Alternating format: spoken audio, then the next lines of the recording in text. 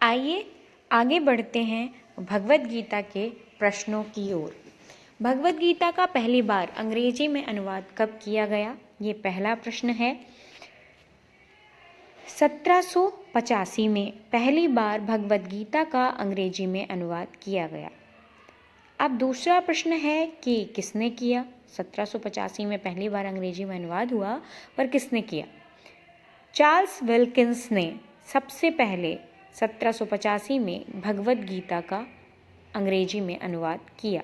जी हाँ, हम लोग जानते हैं कि भगवत गीता संस्कृत में थी। अब जानते हैं कि चार्ल्स विल्किंस कौन थे। सर चार्ल्स विल्किंस एक अंग्रेज भारतीय विद थे जो एशियाटिक सोसाइटी के संस्थापकों में से एक थे। उन्होंने ही सर्वप्रथम भगवत गीता का अंग्रेजी में अनुवाद किया था।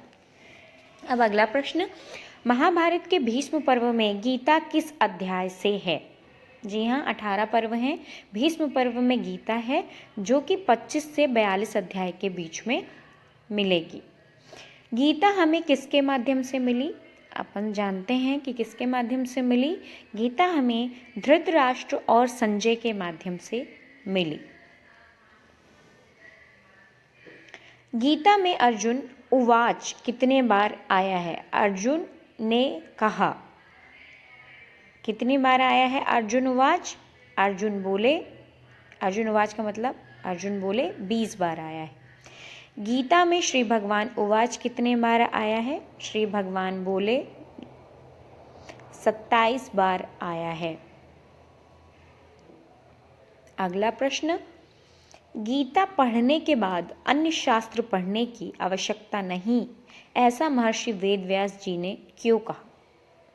क्योंकि गीता स्वयं पद्मनाभ भगवान श्री विष्णु के मुखारबिंद से निकली हुई है, यानी भगवान कृष्ण जो कि भगवान विष्णु के अवतार हैं, उन्होंने ही गीता कहा है। इसलिए और कोई शास्त्र पढ़ने के लिए वेदव्यास जी नहीं कहते। अगला प्रश्न है, भगवान कृष्ण ने गीता का महात्म गीता के कौन से श्लोक में बताया है?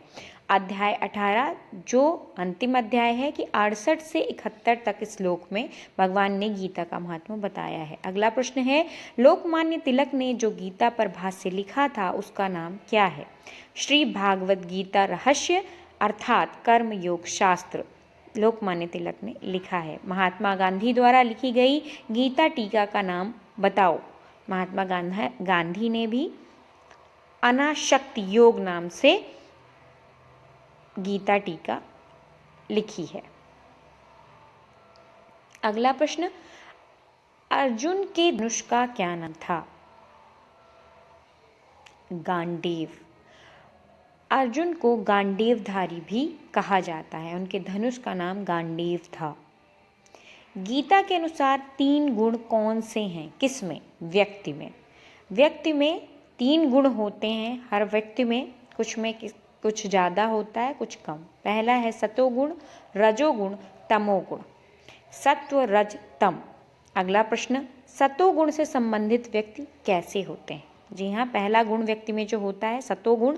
सतोगुण का संबंध समाज की निश्चल सेवा, करुणा, दया, तप, विवेक, वैराग्य, आत्मचिंतन से है। यानी समाज में जो भी अच्छे काम होते हैं अथवा परोपकार के काम होते हैं वो सतोगुणी लोग ही करते हैं।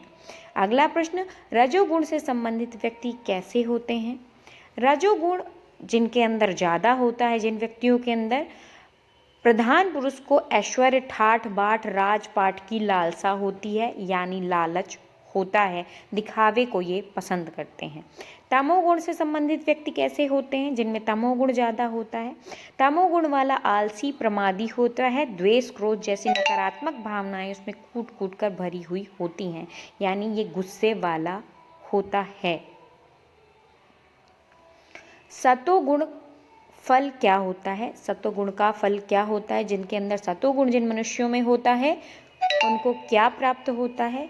सुख, ज्ञान और वैराग्य सतोगुण के व्यक्ति को मिलता है। रजोगुण का फल क्या है? जिनके अंदर रजोगुण की प्रधानता होती है, जिन व्यक्तियों में, उनको केवल और केवल दुख की प्राप्ति होती है। ये गीता में भगवान श्री कृष्ण ने कहा है।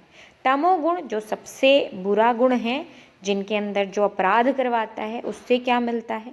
सबसे ज़्यादा उससे मिलता है अज्ञान। अगला प्रश्न देखते हैं, गीता के अनुसार सात्विक सुख किसको माना जाता है? जी हाँ, सात्विक सुख जो सतोगुण से उत्पन्न होता है, जो आरंभ में विष के समान किंतु परिणाम में अमृत तुल्य हो। जैसे कि पढ़ाई करना, जो शुरू में अच्छा नहीं लगता, बहुत बुरा लगता है, लेकिन जब उसका परिणाम आता है, जब हम उसके परिणाम